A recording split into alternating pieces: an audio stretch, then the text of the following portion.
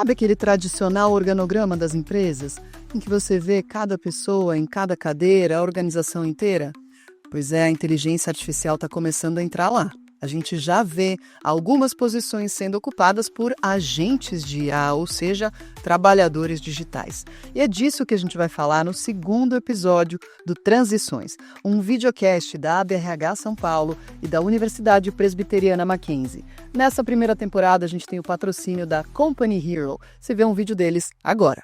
Se a sua empresa contrata PJs, eu imagino como deve ser a sua virada de mês. Aquela correria atrás de prestador, de nota fiscal, conferindo dados e o controle inteiro espalhado em e-mail, planilha e até WhatsApp.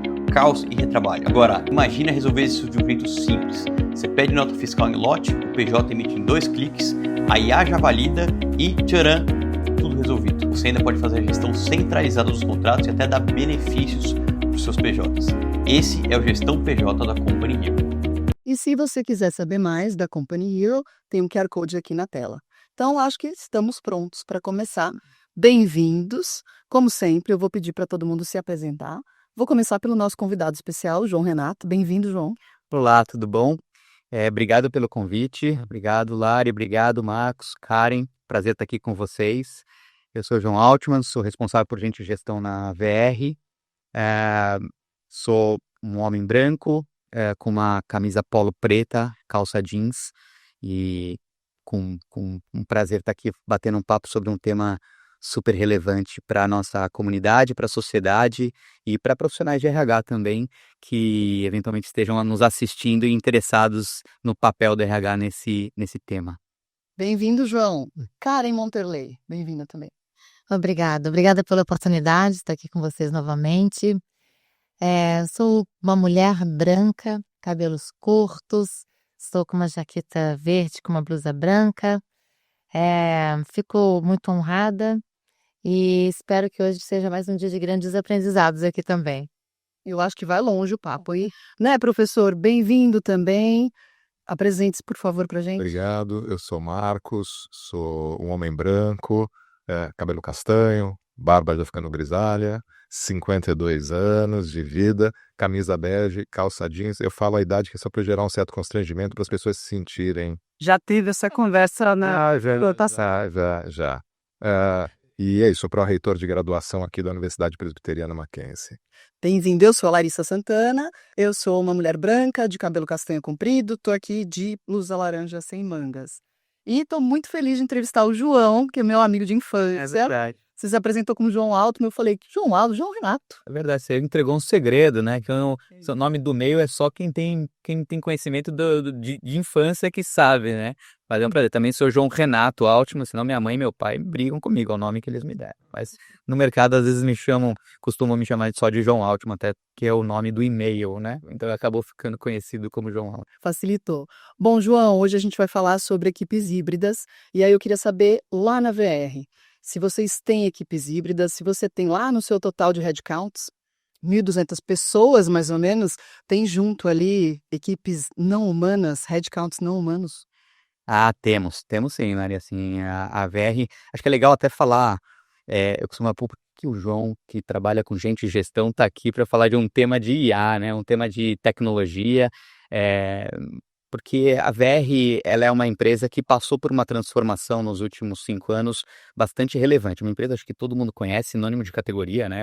É o Vale Refeição, que era um cartão, era, na verdade, um papel, né? Quem pegou aqui o papel que usava o Vale Refeição, depois se transformou em cartão e hoje é uma plataforma de soluções e serviços. E essa mudança, ela vem carregada de outras mudanças internas que você tem que preparar para uma empresa que não foi nativa digital, mas que se transformou em uma empresa digital, né? Então, o papel de RH nesse processo como um todo foi, de certa forma, preparar as estruturas para que elas se organizassem de uma maneira a desenvolver soluções digitais, utilizassem ferramentas, utilizassem dados e dashboards para fazer isso. E essa estrutura foi, na verdade, evoluindo ao longo do tempo e, obviamente, as tecnologias que foram surgindo foram sendo adaptadas dentro da nossa cultura. Então, o IA há cerca de 2 anos atrás, que a gente começou a usar com um pouco mais de frequência, está presente uma série de soluções que a gente desenvolve, desde soluções que a gente oferece para os nossos clientes, como por exemplo no atendimento aos nossos clientes, na busca que a gente faz dentro dos nossos aplicativos ou nos portais, como internamente também para acelerar e facilitar todos os trâmites internos que a gente necessita, né? Legal, quando a gente fala de equipes híbridas, a gente está direcionando muito para agentes, né? Porque aí são os mais autônomos, que tomam as decisões, executam os processos sozinhos. Você já tem alguns desses? Sim. Aliás, você falou de equipes híbridas no começo, eu falei, pô, a gente também trabalha de maneira híbrida, né? Porque esse é um tema que muita gente me pergunta também, né? Mas a híbrida no conceito de ter o IA participando dos times tem sido cada vez mais presente, né? Então, por exemplo, no próprio RH, hoje a gente tem IAs participando de atividades como, por exemplo, em recrutamento e seleção, num agente que a gente tem que chama Facilita VR, que é um agente que está na nossa ferramenta de comunicação, que é o Teams, tirando dúvidas frequentes de RH, né? E, aliás, vocês têm ideia de qual que pode ser a dúvida mais frequente na comunidade sobre RH? Vocês sabem o que é? O pessoal de RH que está assistindo, às vezes, deve saber. Você trabalhou em RH há muito tempo, cara, então você deve saber. Eu diria que talvez é sobre meu contra-cheque. Quase. Esse é o segundo tema mais buscado, né? Primeiro as férias, mas a turma quer sair de férias, né? E às vezes tem dúvidas, pode quebrar em 3, qual que é o melhor dia, se eu posso sair junto com o feriado, antes do feriado, quantos dias eu tenho para tirar. Então, essas dúvidas eram tiradas por profissionais e hoje são resolvidas por uma IA que tem uma linguagem generativa. Então, não é simplesmente uma FAQ, uma política que está lá, mas é uma linguagem que é humanizada e consegue, muitas vezes, resolver as dores ali dos profissionais, eliminando essas tarefas repetitivas do nosso time de RH. Mas está presente não só em RH, mas atividades como jurídico. Hoje a gente tem IA no jurídico, lendo contratos, dando pareceres, obviamente com uma supervisão humana, reduzindo horas também de atividades jurídicas. Temos IA em atendimento, como eu falei, mas não só com o cliente, mas também internamente. Então a IA está presente em diversos temas internos da VR e também alguns casos de uso que são testes que a gente já está fazendo para facilitar a vida da comunidade, tanto internamente como também dos nossos clientes. E qual está sendo o critério para vocês escolherem aqui vale colocar um agente de IA? Essa pergunta eu gosto bastante porque eu acho que as pessoas têm que pensar muito em IA como uma solução a partir de algumas informações, né? E a pergunta que é sempre fundamental, que é qual dor que eu estou resolvendo, né? A IA por IA, tá tudo, né? O pessoal fala, hype, né? Hypado, é o assunto do momento, todo mundo quer, tem um modismo, né? Eu não acredito que IA é modismo, né? Eu acho que IA é talvez a maior transformação que a gente está passando do ponto de vista de mudanças tecnológicas, seja no ambiente de trabalho ou na nossa vida, na nossa sociedade, tá? Mas é importante que as pessoas saibam que dor que ela está resolvendo. E para você saber isso, você precisa de dados. Então, preparar um ambiente que você tenha não só dados, mas também uma cultura que permita ou incentive com que líderes e profissionais utilizem dados para a tomada de decisão, vai facilitar para que você saiba onde é que está a dor. Quando eu falei para vocês que a atividade que era mais requisitada para os RHs era férias, é porque eu tenho esse dado. Porque eu tenho um sistema de gestão de tarefas interno que já está sendo utilizado há mais de 5 anos, que coletou tanto dado que eu sei exatamente neste mês, ou neste dia, ou nesta hora, quais são os temas mais requisitados, seja internamente, seja pelos clientes, e com base nisso eu consigo buscar soluções em IA ou não para resolver o que é mais importante, que é resolver as dores dos clientes e dos profissionais. Mas, João, será que é um pouco assim, esse modismo é porque se gera uma pressão no mercado para as empresas e para os profissionais, naquela sensação de não ficar ultrapassado pelo concorrente. E aí você perde o foco do negócio, que é a dor, que é o objetivo da organização, porque você está sofrendo pressão de outros atores, do investidor, de quem, assim, você vai ou não vai, como você se posiciona nessa corrida? E a gente perde o foco de coisas básicas, que assim, qual é a missão da empresa, que mercado ela atende, que demanda ela atende, né? A gente tem uma certa tendência, isso é um vício do marketing, né? Da miopia de marketing. A empresa olha só para ela e não olha para quem está à volta, a quem ela serve. Assim, como a gente lida, né, com essa pressão, porque você traz a questão de olhar da dor, né, de ter esse foco, de ter o dado. Isso é gestão. Como é que a gente... Porque as empresas estão pressionadas por isso, né?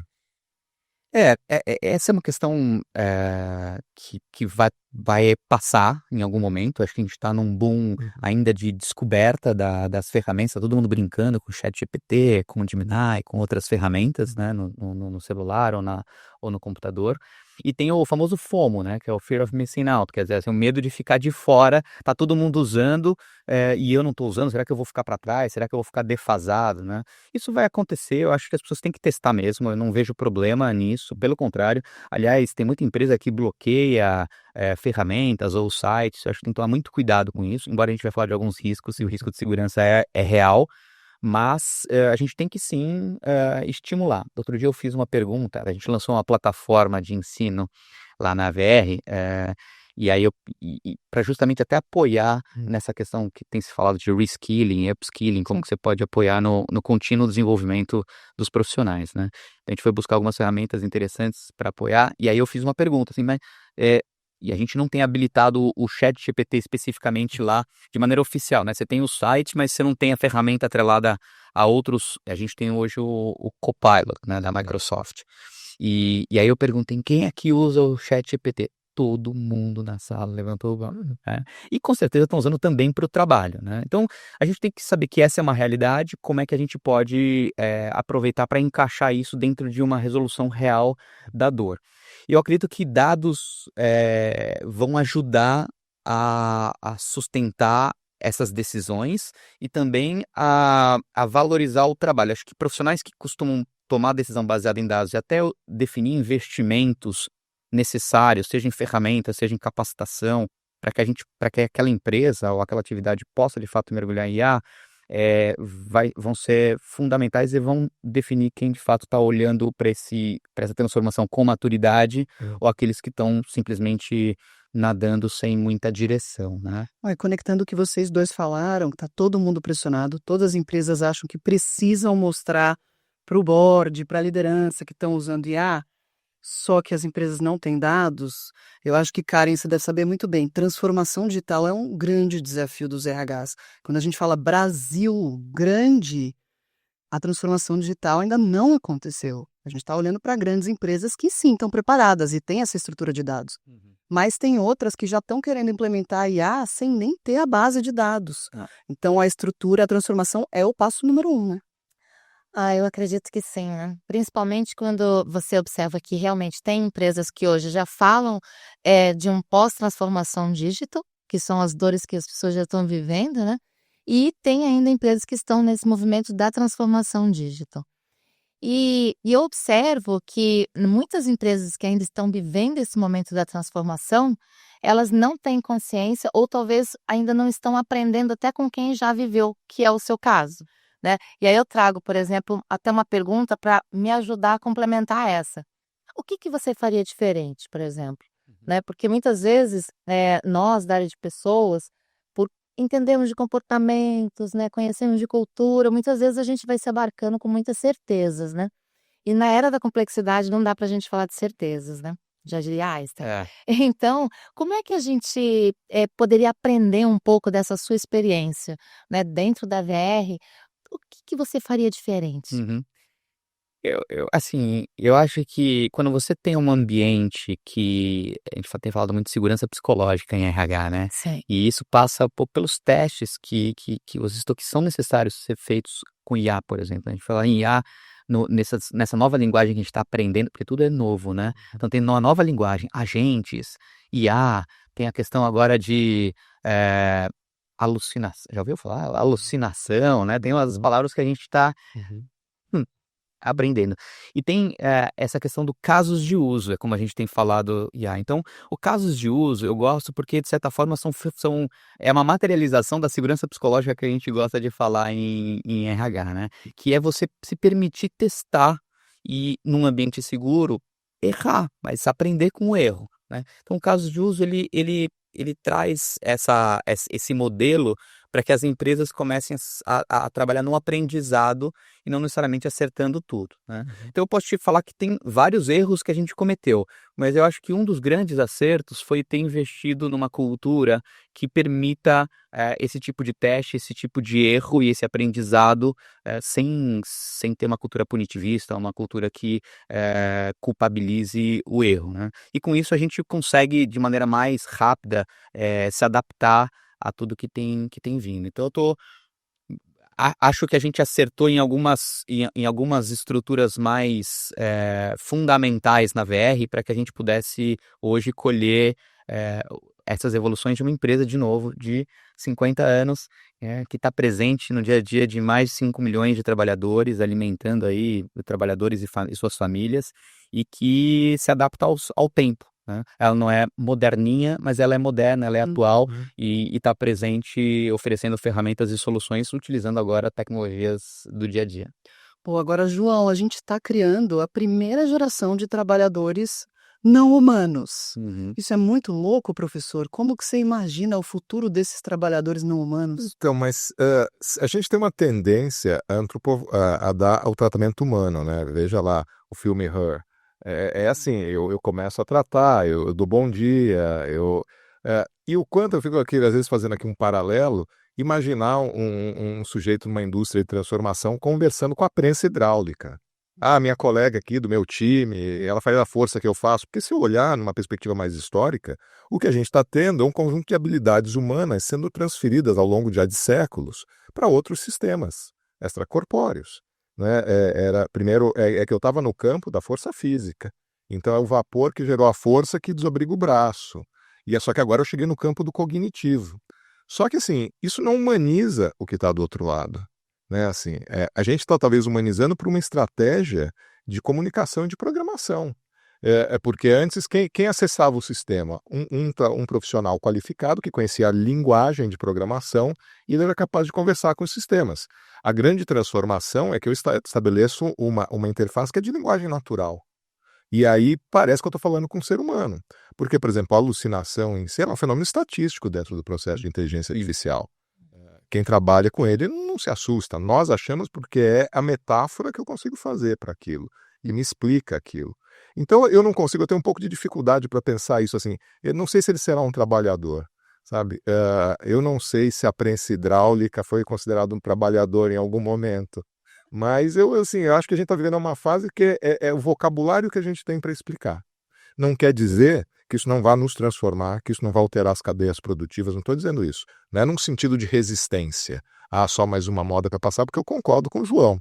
Se você tem mudanças aí que são das estruturas.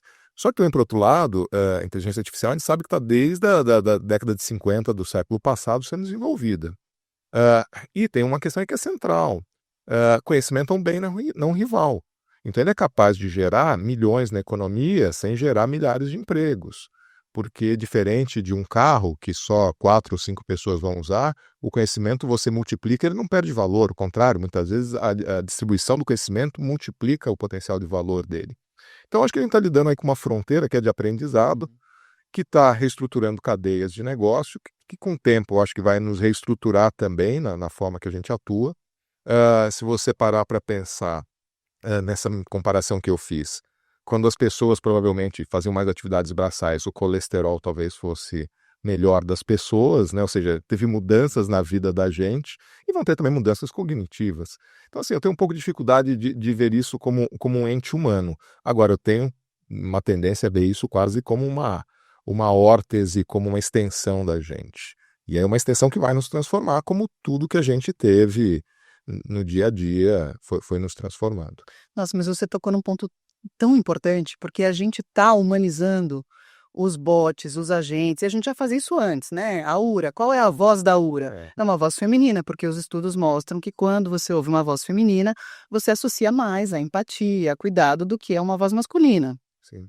Os estudos no começo dos anos 2000 já mostravam que se você colocar características de num computador, as pessoas associam, é um colega do meu time, num computador. Aí depois veio a Alexa, depois começou a vir mais carinha e vozinha de gente. E agora a gente está humanizando. os nossos agentes, a gente está dando nome, a gente está dando personalidade. Tem algum risco nisso? Vocês veem um risco nisso? Sim. Na verdade, eu acredito que eu não sei se é exatamente um risco, né, acho que eu não tenho nem eu seria leviana falar que isso é um risco, mas eu acredito que neste momento deveria se olhar sim para o autoconhecimento. Porque no momento que eu transfiro, né, muitas decisões, talvez até sobre o que eu quero ou o que eu não quero, primeiro eu tenho que saber quem eu sou. Ou até tem um livro do Philip Adams, se não me engano, que é O que eu sou. Então, a partir do momento que eu respondo, né, o que eu sou, aí como eu interajo com a máquina, como eu interajo com a tecnologia e o quanto que ela me serve. Porque a preocupação que aí me traz é exatamente como que eu estou usando essa inteligência e como que eu posso estar também me perdendo nela. Porque o professor já falou sobre isso, né? Eu gosto bastante. A gente falou um pouquinho em pensamento crítico e análise crítica. Então, como que essa pessoa está numa construção de pensamento e de autoconhecimento que dá referências para ela do caminho que ela tem que seguir? Porque talvez ela esteja transformando ou repassando essa responsabilidade dessa humanização, vamos dizer assim, para uma inteligência artificial, talvez ela esteja precisando olhar para dentro de si, das suas necessidades primárias, os seus valores humanos, né? Como que a gente chegou até aqui, né? E aí esse aspecto é um aspecto cultural inegável, né? Estamos vivendo essa grande transformação e vamos continuar vivendo, assim como na área industrial também deve ter sido bem difícil, né? Então, super faz sentido, concordo com o que o professor está falando, né? Por isso que eu volto para esse lugar do autoconhecimento, que a partir do momento que eu consigo discernir, talvez eu consiga fazer melhores escolhas. Mas você sabe, Karen, aqui na universidade a gente tem 3 pilares que a gente olha, que a gente chama jornada do aluno. Sim. Autoconhecimento, aprendizagem e oportunidade. E oportunidade não é emprego necessariamente. Oportunidade pode ser coisa que você descobre para sua vida que dá um sentido para sua vida. Só que eu brinco com a minha equipe, eu falo assim, mais do que o autoconhecimento é o primeiro passo, porque o passo verdadeiro que transforma o cara é ele reconhecer o auto-engano. Aquilo que ele acredita que ele tem, mas que ele não tem. E que não vai deixar ele chegar ao objetivo dele. Aí, isso é dados. E são dados do autoconhecimento. Como é que ele se conhece? Então, primeiro, a gente faz um projeto aqui muito interessante, uma ponta de partida. A gente recebe os alunos, a gente tem aquela recepção calorosa, 2 dias festivos, etc. E depois a gente aplica uma série de testes neles. São 3 dias de avaliações. Raciocínio lógico-matemático, interpretação de texto, cultura geral, saúde mental e carreira, o que ele imagina. E a hora que você soma tudo e você começa a cruzar, você percebe que ele idealiza uma carreira para a qual ele não tem ainda as habilidades que ele está imaginando. E se ele não tiver essa autoconsciência, como é que ele desenha a jornada dele? Às vezes apontando para uma carreira que você tem que dizer para ele, olha, você não tem tudo que você precisa. Você tem 4 ou 5 anos aqui para tentar conquistar as coisas que você precisa, se a oportunidade que você busca é essa. Então é isso, acho que é autoconhecimento. Aí a questão da humanização de qualquer interface com que você tem na vida é central, porque a gente tem uma certa tentativa, talvez um pouco de, sem querer fazer aqui uma psicologia barata, porque não é a minha área, mas aí tem sempre uma tendência a ter alguns escapes, né? Então você começa a ter interlocuções com interfaces que suprem coisas que você não tem no seu dia a dia.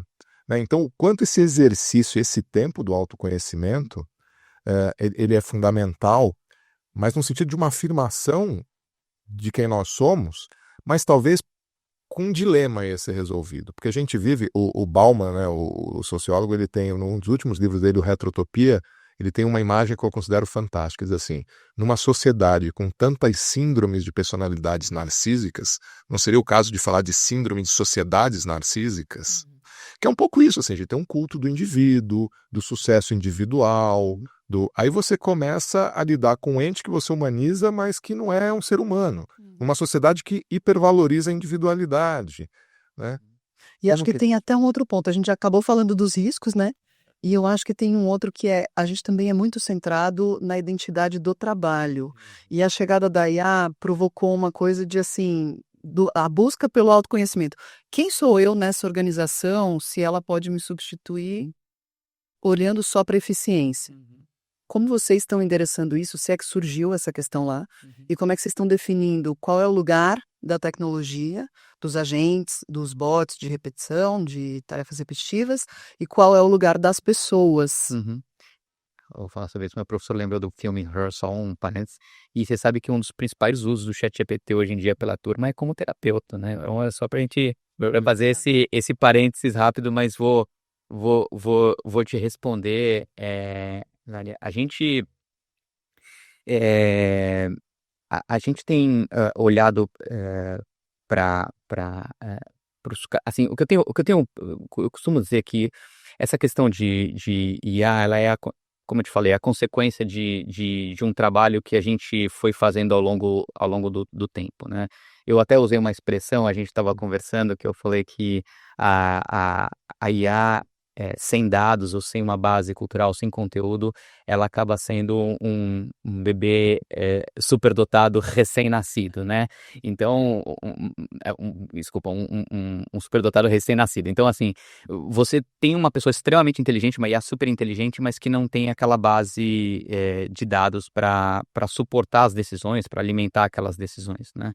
Então, o que a gente costuma fazer é trazer esses dados não só de tarefas, mas também de como as pessoas estão se organizando para entregar essas tarefas, né? A gente falou de produtividade, que eu acho que é uma palavra que tem sido muitas vezes utilizada de uma maneira não tão adequada, porque parece que é a gente falar de trabalhar mais, ou a gente está falando de estar lá clicando ou atento a uma tela de computador, e na verdade é como que a gente pode ser cada vez mais produtivo no sentido de maximizar as nossas capacidades, os nossos conhecimentos e as nossas habilidades, né?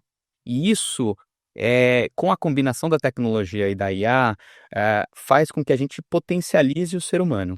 E para a gente potencializar o ser humano, a gente precisa saber o que está nos tomando tempo, né?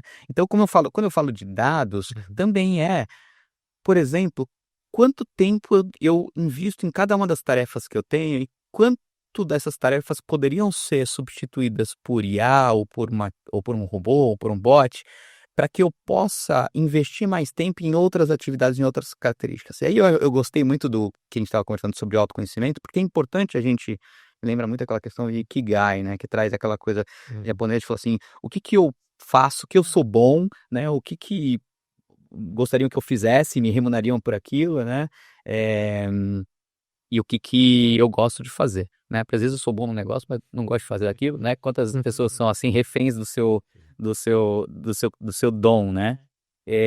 Então, eu acho que isso vai permitir, se você conseguir ligar, e aí só para fazer uma conexão do que o professor e a Karen estão falando, de ligar aquilo que eu me conheço, gosto de fazer e que eu faço bem, né, porque eu sou reconhecido inclusive pela empresa ou pelo mercado ou pela sociedade, que eu faço bem, e com aquilo que as atividades que vão sobrar do que a IA não vai fazer, eu consigo ter uma combinação muito poderosa que vai maximizar até a satisfação com o trabalho e consequentemente, uma autorrealização, né? Então, eu vejo muito nesse aspecto dessa combinação, permitindo com que a gente potencialize o ser humano. Mas para fazer isso, precisa de informação. Seja uma informação do autoconhecimento, seja uma informação de quanto do meu dia é destinado a atividades que podem substituir. E para isso eu preciso listar, eu preciso ter ferramentas, né? Na VR a gente tem uma ferramenta que faz gestão de tarefas, de atividades, de processos, para que a gente possa ter dados justamente para saber quais são essas tarefas que hoje têm tomado tempo da turma, para que a gente libere espaço para fazer coisas que eles gostem ou que eles fazem muito bem. E você vê, João, o papel social do trabalho é tão grande que eu me chamo Marcos e elas só me chamam de professor o tempo. Eu chamei de professor também, porque elas começaram, eu que seguiu o respeito, não sei botar a culpa na gente, que seguiu desse direito, não. Afinal, me chamamos de Marcos, era o projeto inicial do meu pai e da minha mãe, tá? Aí que veio depois, né? Descendente. Mas olha, pensando no Marcos, você está contando aqui da galerinha que já está trabalhando hoje. Então a gente já está comunicando para eles, ó, hoje está chegando a IA, papel da IA é esse para vocês. Vamos pensar, vocês vão continuar fazendo o trabalho que vocês fazem, só que agora vocês vão focar no que vocês fazem melhor. E vamos tirar a repetição da frente. E os que estão entrando, a turminha que o Marcos está formando, aqui no Mackenzie, outras universidades? Pois é.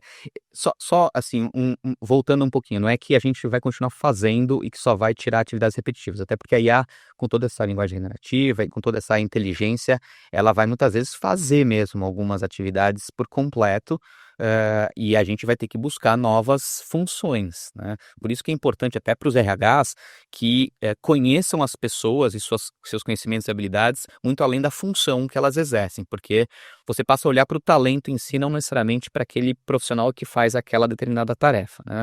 E por isso que é importante conectar esses temas com uma visão nas empresas especificamente, com uma visão de gestão de capital humano e com uma visão também de design organizacional, que é o que eu tenho lá na VR. A gente juntou isso numa área de efetividade, que é você olhar para a empresa e para a distribuição, que vão mudar radicalmente e com uma velocidade muito grande a todo momento, né? Como é que eu posso distribuir melhor meus talentos a partir das necessidades que vão se alterando com as novas tecnologias, né? Ótimo. E o que tem acontecido hoje, Lari, acho que você entrou num tema que hoje tem sido uma das principais discussões com o meu time e no mercado de RH, no nosso segmento de RH, que é a questão do que a gente chama de entry level, que é esse começo de carreira, né, das pessoas. Eu vou falar um pouco da minha opinião, que talvez eu traga alguns elementos para sair um pouquinho do óbvio. O professor Marcos lembrou de uma prensa, né? Na verdade, há um tempo atrás, para entrar, fazia ou uma faculdade, ou um curso técnico, no caso, né? Para aprender a lidar com a prensa, e aqueles profissionais valorizados ou que iam começar, quem tinha o curso técnico daquilo, ou datilografia, ou qualquer outra coisa para lidar com as máquinas, saía na frente e, consequentemente, conseguia aquele primeiro emprego, aquele primeiro trabalho. Depois surgiu o computador, né? Então, que é a minha geração, que você tinha que fazer um curso de Excel, de PowerPoint, porque você saía na frente para conseguir um estágio. Quem sabia de Excel e PowerPoint, porque você fazia aquelas análises mais básicas, começava ali a fazer as atividades já com o computador, né? Esses devices, essas interfaces tecnológicas, elas tendem a sumir na linha do tempo, porque a gente está falando de uma tecnologia que vai estar completamente embedada no nosso dia a dia, completamente misturada com o nosso dia a dia, porque ela vai ser fluida. A gente está usando a voz com cada vez mais qualidade, né? Então, hoje, a acuracidade das ferramentas no comando de voz, ou daqui a pouco no comando de olho, das mãos e tudo mais, né? Ela vai ser cada vez maior, né? E com a inteligência misturada a isso, cada vez menos vai ser exigido da gente conhecer a operação de máquinas. E vai passar a ser exigido a pensar, a fazer boas perguntas.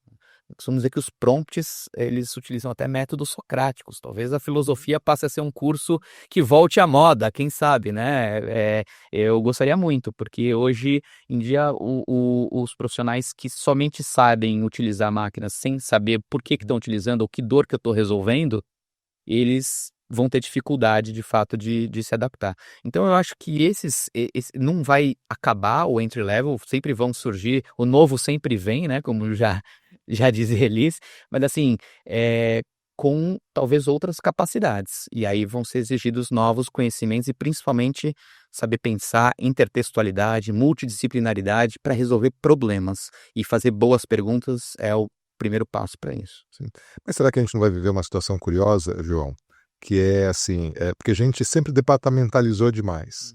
Habilidade tal. A hora que eu começo a ter essa fluidez, onde fica a fronteira entre a capacidade do pensamento do indivíduo e a capacidade de intervir numa cadeia produtiva de negócios? Que pode ser técnica, que pode ser específica, que uma decisão aqui pode ter impacto um ano depois, num determinado processo, porque ele tirou um dado daqui que ele julgava que era desnecessário, porque tinha pouco conhecimento daquele dado, daquela cadeia de negócios, e lá na frente alguém descobriu, olha, hoje está produzindo menos porque alguém alterou lá atrás sem saber.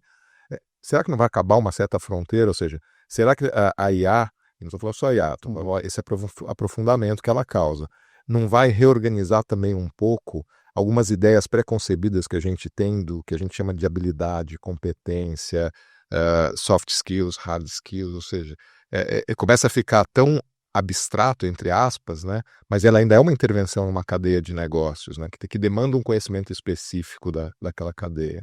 Como é que eu faço a pergunta certa, que não é só a pergunta filosófica, mas uma filosofia que transforma o mundo ali, né?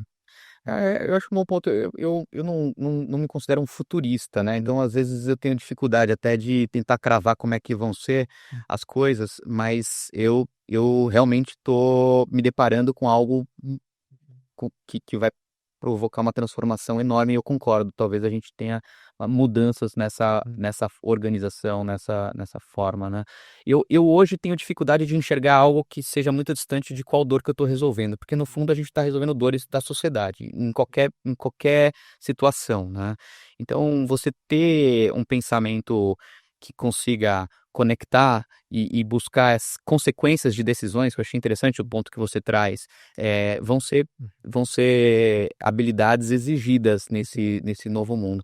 E esse entendimento de que, a gente estava falando até um tempo atrás, né, de que, tô falando com a Karen aqui, que é minha parceira de carreira de RH, eh, que a gente, eh,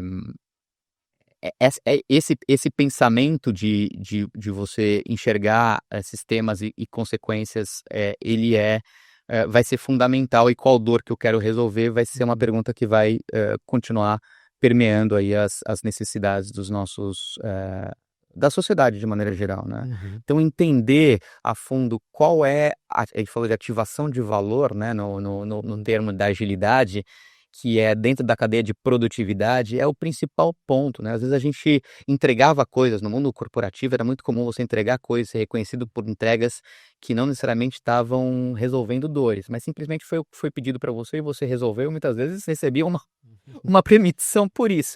No final, você está resolvendo a dor de quem? Você está mudando o que na sociedade, né? É. As empresas já perceberam, desculpa até fazer uma conexão com o negócio, né? As empresas já perceberam que a lucratividade, inclusive, ela vai vir de empresas que resolvem dores concretas do ser humano, porque essas pequenas entregas que muitas vezes trazem uma lucratividade de curto prazo já foram percebidas como algo do passado, que dificilmente empresas que vão continuar com essa prática, a gente sabe que ainda existem, vão ser sustentáveis na linha do tempo, né? Então, já se fala muito de capitalismo 4.0, de empresas sustentáveis nesse sentido de cadeia, né? E para você olhar isso, você tem que olhar para isso que eu falo de resolvedor. Eu só, para finalizar, eu tive a oportunidade de fazer um curso em Stanford sobre cultura, e uma das coisas que o professor falava é que, no fim, as empresas vão olhar para a questão de generosidade como uma das principais, que é assim, qual dor que eu estou resolvendo? E, obviamente, sem ser falar aqui de organizações não governamentais, tem de algo, estou falando de algo que, inclusive, inclui o lucro, né? Você ter uma empresa que gera um impacto social, mas que se mantenha lucrativa, até porque isso faz parte da sustentabilidade dentro do modelo de sociedade que a gente tem, né? Na VR a gente fala muito disso, de qual é o impacto social que eu tô levando, né, para trabalhadores, para as empresas, pequenas e médias empresas que precisam de apoio, seja de crédito, seja de soluções para resolver uma dor lá, como, por exemplo, gestão de pessoas, que é uma dificuldade para empresas pequenas. Então, a gente tem que olhar, pô, eu quero vender soluções, quero que a empresa seja lucrativa, quero, mas antes disso, que dor que eu estou resolvendo do pequeno empreendedor ou daquele trabalhador que muitas vezes sobra mês no salário, né, que não consegue comprar comida, ou que não tem educação, não tem, ou falta soluções para a saúde. Como é que eu posso resolver a dor dessa pessoa e, ao mesmo tempo, ser sustentável, ter lucro? Porque isso, de certa forma, vai garantir com que eu possa promover ainda mais esse impacto, né? Então, isso não é um discurso, digamos, idealista, mas é um discurso realista de uma sociedade que vai se deparar cada vez mais com facilidades tecnológicas, mas que, se não tiver um propósito, se não tiver uma clareza de qual é o problema, acho que vão ter dificuldades de no fim, se adaptarem, né? Eu vou pegar esse gancho, porque eu amei o que você falou, assim, eu trabalho com cultura, né, gente, então quando a pessoa fala de generosidade, né, e logo me remete à expansão de consciência, né, que até alguns métodos trazem, né, e isso tudo que você trouxe, eu gostaria de tentar traduzir no nosso dia a dia em relação a essa interpretação das dores que também ela vai expandir para ecossistemas, né. Então hoje, por exemplo, quando a gente olhava lá atrás alguns números e estava sempre fazendo gestão pelo retrovisor, né, acho que hoje já não tem mais essa necessidade. E eu observo também que o impacto vem ao encontro desses ecossistemas, né, como que a gente pode se apoiar, como que a gente pode se ajudar nesse movimento, né. E não tem como também a gente colocar de fora a generosidade, né, porque isso não tem a ver com uma coisa meio piegas, que a gente talvez algumas pessoas possam falar que a gente leve para as organizações, mas não, é um caminho natural, é o caminho do se você tem um problema para resolver e eu posso te ajudar a resolver esse problema, né, se eu posso facilitar, por que que eu vou dificultar? E a gente volta lá para a agilidade, fala: "Ah, eu estava removendo um impedimento", por exemplo, que é um papel que a gente tem enquanto líder, Exatamente. né. Então, gostei muito. Exatamente.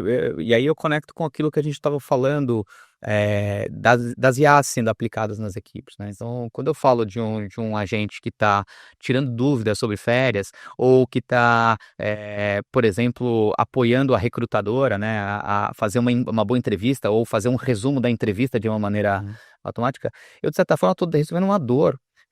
Eu entrevistei por muito Você entrevistou há muito tempo já, Karen? Já foi recrutadora, não? Né, que normalmente é o começo da nossa carreira de RH, né. Começa lá. É. E tem uma coisa que era muito chata, você terminava a entrevista, tinha que fazer um relatório do que foi a entrevista. E essa era a parte chata, porque eu gostava de conversar com pessoas, né, aí se me deixar aqui eu vou ficar fora, sabe. A gente nem percebeu isso. Mas,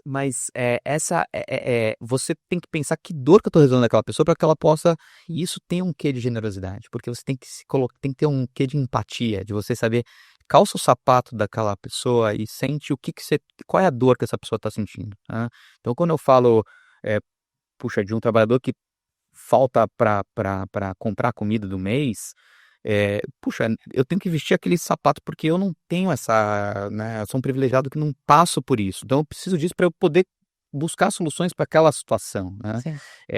Quando a gente fala de soluções internas, por exemplo, eu falei de férias, mas falo do jurídico, imagina quanto tempo que ele fica lá analisando o contrato, você traz uma solução que resolve essa dor, tem um quê de generosidade interna e no fim você torna o ambiente mais produtivo. E aí a produtividade entra nesse aspecto, que é trabalhar melhor, mais do que trabalhar mais, né. Reverbera, né. Falando de generosidade, que é um elemento humano, uma característica humana, que valores humanos você acha que tem que ser preponderantes e tem que continuar, mesmo que a gente concilie, trabalhadores humanos e trabalhadores digitais, vamos chamar assim? Nossa, é difícil, a gente, eu falei muito de empatia aqui, né, eu acho que isso vai ser cada vez mais, importante. O professor Marcos nos trouxe uma reflexão muito interessante da sociedade do indivíduo, né, cada vez mais individualizados, cada vez mais cresce no mundo a quantidade de gente que vive sozinha, que mora sozinha, que, né, tem suas interações, e isso, de certa forma, prejudica para aquilo que a gente estava falando, que é a sua capacidade de calçar os sapatos do outro, de você ter o entendimento de que a sustentabilidade de uma sociedade passa por um equilíbrio, né, das coisas, porque senão vai ser prejudicado, inclusive, o próprio indivíduo em algum momento nessa cadeia, né. Então eu acho que isso vai ser importante. A gente vai estar falando aqui de substituições de atividades, a gente está falando de novas tecnologias, vai ter a gente fala pouco também, que é da questão do letramento digital, que já era um desafio no que a gente tem hoje. A gente vai ter uma geração que vai ter dificuldade de se adaptar, e como que a gente vai ter essa empatia de poder fazer essa inclusão digital. Então é um desafio importante, talvez esse valor, para mim, nesse momento, é o que me vem à mente como algo fundamental. Porra, e você, Marcos? Assim, desdobrando um pouco a ideia de empatia, eu acho que é uma ideia, assim, da empatia que constrói um sentido de senso comum no sentido de algo compartilhado, e isso é cultura, né. Até porque a gente tem algumas ideias que são um pouco simplificadoras, que assim, a convivência tem que ser sempre pacífica. Se for pegar o pensamento complexo do Edgar Morin, por exemplo, ele vai colocar lá que existem situações que são dilemas insuperáveis, e a gente não sabe lidar com eles na nossa sociedade, né. A gente tem do mesmo jeito que a escola ensina a gente a acertar e não aprender com erro, que é uma Sim. cultura punitivista, a gente também sempre espera que o viver coletivamente é um viver pacífico, sem atrito, que nunca existiu. Ele sempre foi com atrito, ele sempre foi com a diferença. Então, eu acho que essa empatia ela tem que se desdobrar, talvez, num sentido de senso comum, de mediação, de espaço compartilhado. Então, eu acho que tem assim, é um desdobramento da empatia, mas a gente vai ter que desenvolver essa habilidade desse entendimento que a gente existe no mundo com outras pessoas, né? Sim, bom ponto você, cara. Posso falar dois? Claro, quantos quiser. Porque eu fiquei pensando aqui, ouvindo, né, esses saberes todos. O primeiro na minha cabeça é a humildade, né? É a mentalidade de Xoxin, lá da filosofia zen budista, que é exatamente essa nossa capacidade de esvaziar nossa mente para aprender. Uhum. Porque quando a gente está repleto de certezas, né, já não cabe mais, né? Então, acho que essa mentalidade de humildade, para mim, ela é muito importante. E é interessante como que a nossa sociedade não valoriza isso, né? Então, acho que esse aspecto para mim é importante. E um outro aspecto é um pouco da autoestima, sabe? Porque a autoestima, existem diversas análises psicométricas que a gente consegue avaliar, e o que que a gente observa? Muitas vezes você tem uma pessoa que tem uma realização altíssima, né? Uma pessoa da equipe que é maravilhosa, faz tudo, está com um nível de realização muito alto, alta produtividade. Mas muitas vezes ela está fazendo isso porque ela não está feliz com ela mesma. Então ela precisa sim se provar de uma outra forma para que ela possa falar, eu me basto, né? Então, quando eu coloco junto com a humildade, a autoestima, talvez eu consiga fazer algo que prepare um pouco mais as pessoas lá dentro para que elas possam acolher todos os movimentos que acontecem aqui fora, né? Porque aqui fora é ruidoso, né? É duro, né? E se a gente está pouco poroso para poder absorver isso tudo, né? E talvez aceitar, compreender e ter a curiosidade de buscar, né? Eu acho que fica mais fácil. Aliás, você tocou num ponto, Karen, que quando eu citei um professor que me marcou bastante lá em Stanford, que foi a questão da generosidade, Assim, e ele falava de generosidade e curiosidade, né? E eu acho que a curiosidade que você citou é fundamental, porque cada vez mais esse pensamento multidisciplinar, essa intertextualidade vai ser exigido no novo mundo que se avizinha aí, né? E então, assim, fica aqui um convite, um estímulo para quem está começando, né, a carreira, ou também para quem está se reinventando, ou está fazendo esses reskilling, upskilling, né? Abra sua mente, né? Vá, se interesse por temas que talvez não estejam conectados com o seu dia a dia, com a sua função atual, né? E coisas amplas, além muitas vezes do trabalho, né? Seja uma pessoa curiosa, saiba por que você está fazendo aquilo, né? Aquela curiosidade quase infantil que a gente vai perdendo ao longo do tempo, né? Mas por que existe isso? Por que a gente vai reaprender a fazer algumas atividades, vai reaprender a fazer algumas tarefas, vai ter que repensar processos através de tudo que isso está acontecendo, e ter essa humildade, essa curiosidade e, consequentemente, essa generosidade, eu acho que vão ser fatores fundamentais para esse profissional e para essa pessoa do futuro, né? Nossa, eu fiquei com a impressão que a gente herdou um mundo pronto e a gente está desconstruindo o mundo inteiro e falando para a próxima geração, vocês precisam ser muito curiosos, vocês vão ter que construir um novo. Ai, não fala isso não. Porque imagina, gente, o que que é o mundo pronto, né? Por exemplo, você vê essas grandes dores da geração Z, millennium e tal.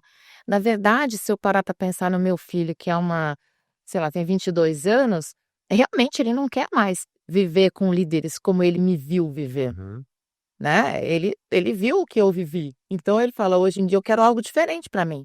É verdade, eles estão demandando Exatamente, eles estão, na minha opinião, eu acho que a intergeracionalidade é um ponto assim de muita dor, tem muita gente que fala sobre isso, mas é igual quando a gente está ensinando o filho, né? Não sei se todos aqui têm filhos, mas a gente esquece como que a gente era quando a gente era criança, né? Então a gente fala, filho, faz assim ou não faz assim, mas, poxa, eu não fazia assim.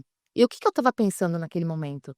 Então a gente meio que tem essa amnésia, né, adequada ali para aquele momento. Mas viu, cara, mas eu acho que tem um traço nessa geração que é diferente das nossas. Sim. Eles estão herdando um mundo muito mais pautado pela incerteza. Não tem dúvida. E aí, assim, isso era diferente. A gente, querendo ou não, pode não ter dado nada certo. Mas a gente foi criado com um certo plano de vida.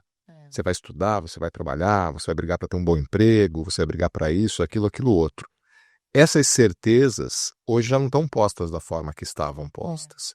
E aí a questão de lidar com conhecimento, eu concordo que curiosidade, mas talvez curiosidade no sentido muito ampliado mesmo. Com certeza. De uma curiosidade assim, do que te faz feliz, o que te toca, porque eu tenho dados, por exemplo, dos nossos alunos aqui que começam, 1/3 deles já chega na universidade com sintoma de depressão, Caramba. de ansiedade. E só que ele não tem a capacidade de entender, porque ele está lidando com um mundo com baixa perspectiva, assim, do que vai acontecer. Isso é difícil, né? Como é que você mobiliza as suas energias, os seus afetos, se você não tem muita certeza do que vem pela frente? Num mundo que as pessoas estão enclausuradas nelas mesmas, né? Que você acha que você tem o maior problema do mundo e o teu problema é igual de outras 200 pessoas, né? Que estão do seu lado. Só que você acha que ele é só seu e só você está sofrendo, porque você não compartilha seu problema com as pessoas, porque você não tem uma cultura de respeito e acolhimento para que você traga seu problema. Então eu acho também, essa geração, assim, essa é uma coisa que chama muita atenção. Diferente a nossa, que a nossa tinha uma certa mobilização para isso. E a gente botava energia nisso. Só que, na verdade, esse pacto já vem sendo rompido já tem um tempo. Ele começou a ser rompido dentro da escola, e não estou falando da universidade, estou falando da escola mais básica. Nós fomos criados, que é o exemplo clássico desse pacto, que eles já romperam. Professor, por que eu estou estudando isso? Não me pergunte agora, um dia você vai me agradecer. Tem um monte de gente que está procurando o professor até hoje. Porque não tem que agradecer. Porque você me enganou. Essa geração não, ela tem que ser convencida o tempo todo, porque ela se questiona. Ela fala assim, por que eu estou fazendo isso aqui agora? E é um mundo de incertezas, porque no fundo é um dilema um pouco assim, entre um mundo de incerteza e algum grau de estabilidade que o ser humano sempre precisa. Nas suas relações, nos seus... Nossa, quando a gente estava na escola, o que a gente discutia? Plano de carreira. Aí a gente chegou no trabalho e falaram, não existe mais plano, tem você e a carreira. Isso. Agora talvez não tenha nem a carreira. Não tenho nem. Tá complicado. Então a gente começou a falar sobre IA junto com os humanos e a gente viu que a questão está na base do humano. A gente tem que entender o humano, o autoconhecimento, entender o nosso lugar para planejar o futuro. Professor, desculpa, só para complementar, isso fosse da de Marcos, o Vasco falou da questão da nova geração de ansiedade. A gente tem um serviço que é de controle de jornada, né? E a geração Z já está no mercado de trabalho, né? Principalmente a base da pirâmide, quando você fala de, né, Brasil, você tem uma turma que começa a trabalhar muito cedo, né? E a gente tem nesse controle de jornada por idade, né? Você consegue ver com que as pessoas que faltam no trabalho e da geração Z, 56% por questões de saúde mental ligado a crises de ansiedade. Diferentemente da turma da geração Y e da geração anterior, geração X e geração Baby Boomers, que aí está mais ligado a crises de depressão. Então, mas você sabe que, João... Isso são dados da nossa ferramenta de 1,5 milhão de profissionais que controlam a jornada, né, marcam ponto todos os dias através do nosso aplicativo. Então a gente começa a ter dados reais desses afastamentos que impactam inclusive na produtividade, né? Porque uma pessoa doente com questões de crise de saúde mental, consequentemente vão ter dificuldades de exercer na plenitude as suas tarefas. Turma, a gente poderia ficar aqui horas falando, mas infelizmente a gente vai ter que encerrar esse. Então vou encerrar pedindo um insight de cada um. Vou começar por você. Tá, na verdade, o insight que eu vou puxar aqui é do que o João está aqui colocando, que eu acho que é uma relação com o tempo mesmo. Mas de significado do tempo, de significação para o tempo. Porque para mim, eu olho, óbvio, meu ambiente é a instituição de ensino, eu brinco que o pacto com o tempo foi rompido numa instituição de ensino. Então eu tenho jovens que acham que estão absolutamente atrasados para uma vida que sequer começou. Então você vai numa turma de 7º semestre, eles com 21, 22 anos, você pergunta quem está estagiando? 2/3 levantam a mão. Quem acha que já deveria estar numa posição melhor nessa jornada? Todos levantam a mão. Ou seja, a vida nem começou. Desculpa, aos 21 anos você não está atrasado para nada na sua vida. Mas eles acham que estão. Por outro lado, se eu pegar o docente, a relação dele com o tempo é aquela pergunta assim, será que aquilo que eu fazia vai continuar tendo sentido? Então eu brinco assim, se acha atrasado e está sofrendo de ansiedade, o outro acha que talvez ele se pergunta se o tempo dele já está de alguma forma superado e ele está de certa forma pressionado por uma certa depressão por isso. E talvez os dois estejam errados, mas porque a grande questão é como é que eu repactuo a minha relação com o tempo. O tempo que eu estou na empresa, o tempo que eu estou na escola, o tempo que eu não estou em lugar nenhum desses e é o tempo para o ócio. Sim. Então é um pouco, essa seria um insight para pensar, assim, que significado a gente dá para o tempo. Boa, muito obrigada. João, Eu vou voltar até o tema que eu trouxe dessa reflexão da generosidade e da curiosidade como uma maneira de iniciar a resolução de dores, né? Então, tudo que a gente busca fazer, seja no trabalho ou em tarefas, é entender que dor que eu estou resolvendo, que problema que eu estou resolvendo, né? E esse olhar humano, de empático, de se colocar no lugar do outro para entender profundamente, poder buscar soluções, serve para a empresa, serve para a nossa vida, e eu acho que vai ser cada vez mais exigido nesse mundo. Especificamente do trabalho em si, eu chamo a atenção da importância da gente buscar ter números e dados para sustentar tomadas de decisão, né? Tomar cuidado com modismos, mas sem ficar de fora de um movimento que está aí e que certamente vai ser uma transformação muito grande da maneira como a gente faz ou fazia as nossas atividades. perfeito. Karen? Bem, o tempo, né, como um recurso finito, é importante que a gente considere como trabalhar melhor, para que a gente possa ter generosidade com a gente mesmo, né. Então, assim, acho que pegando um pouco do que vocês trouxeram, tudo isso estamos nós aqui no centro, né, são as pessoas que estão no centro. Então, talvez a mesma dor que você esteja vivendo pode ser a minha dor hoje, e esse advento da saúde mental, eu costumo dizer que é muito interessante, porque você pode ter machucado seu braço, ficou engessado, todo mundo está vendo ali, está sensibilizado, né? E a saúde mental não tem isso, né? O que você está vivendo está dentro de você, está dentro da sua cabeça. Então, se a gente desperta para ter mais consciência do uso e da aplicação do nosso tempo com qualidade, né? Utilizando toda a sabedoria humana que está vindo aí com inteligência artificial e tudo mais que tem no mundo, a gente pode ser mais generoso, né? Conosco. Acho que é um pouco isso, é esse convite que fica para mim. Olha que aula! Muito obrigada Legal. por participar da conversa de hoje, que eu acho que foi muito, muito, muito mais fundo do que todo mundo que está discutindo aí IA nas organizações. Muito obrigada. E obrigada a você também que assistiu, que ouviu.